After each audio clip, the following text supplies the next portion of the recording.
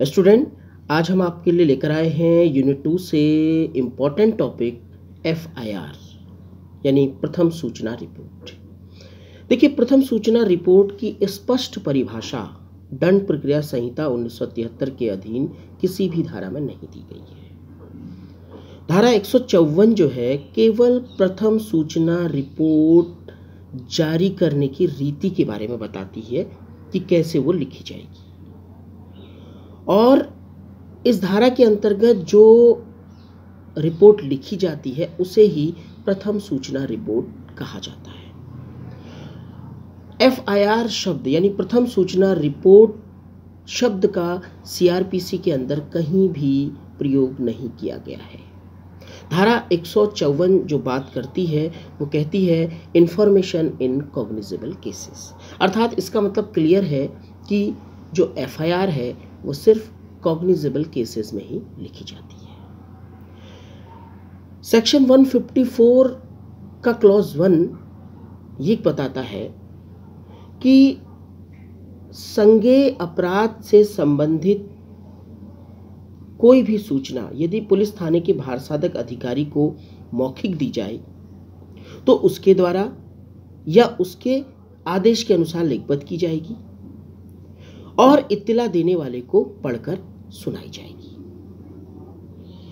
ऐसी प्रत्येक इत्तला जो कि लिखित रूप में दी जाती है या उसे लिखा जाता है, उस पर उस व्यक्ति के हस्ताक्षर कराए जाएंगे जिसने उस सूचना को दिया है, और उसका सार एक ऐसी बुक में लिखा जाएगा जो कि स्टेट गवर्नमेंट द्वारा जारी की जाएगी।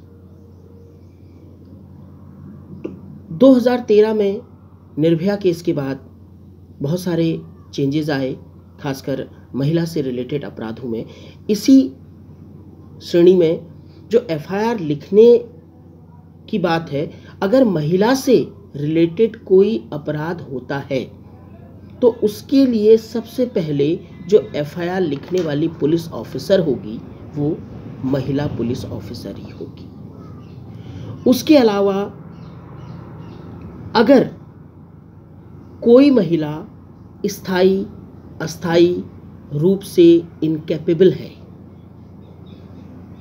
वो नहीं दे सकती है सूचना, तो उसके लिए उसके ऐसे स्थान पर जहाँ पर सुगम हो, जहाँ पर वो रहती हो, वहाँ पर जाकर उससे FIR लिखी जाएगी। जो भी वो सूचना बताएगी उसे ऑडियो वीडियो रिकॉर्ड भी किया जाएगा, और इसके अलावा 24 घंटे के अंदर 164 क्लॉज 5A के अंतर्गत जुडिशियल मजिस्ट्रेट के बयानों के लिए भी उसे भेजा जाएगा। सेक्शन 154 क्लॉज 2 FIR की एक कॉपी निशुल्क इंफॉर्मेंट को दी जाएगी। सेक्शन क्लॉज 53 देखिए क्या कहता है कि कोई एग्री पर्सन जिसकी की FIR पुलिस ऑफिसर द्वारा नहीं लिखी गई है, तो वो क्या कर सकता है? वो इसकी सूचना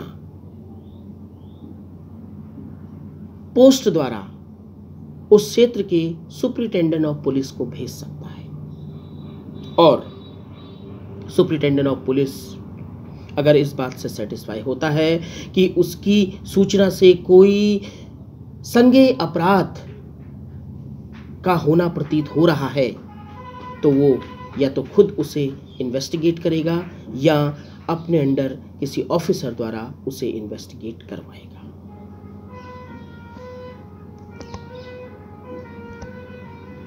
FIR का नेचर क्या है?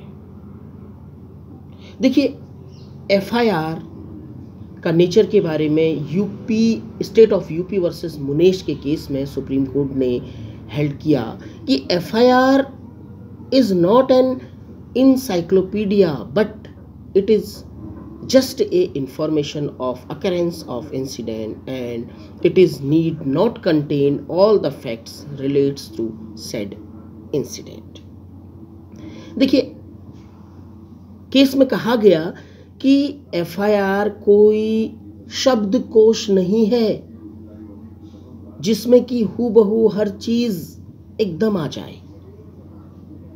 ये तो बस किसी भी घटना होने की पहली सूचना है। इसका मतलब यह है कि यह जरूरी नहीं है कि एफआईआर में सारी चीजें एकदम डिटेल में हो, गवाह का नाम, इंसिडेंट का प्लेस, टाइम वगैरह वगैरह। अगर कुछ चीजें हैं जो कि ये बताती हैं कि कोई कॉग्निजेबल इंसिडेंट हुआ है तो वो सफिशिएंट है।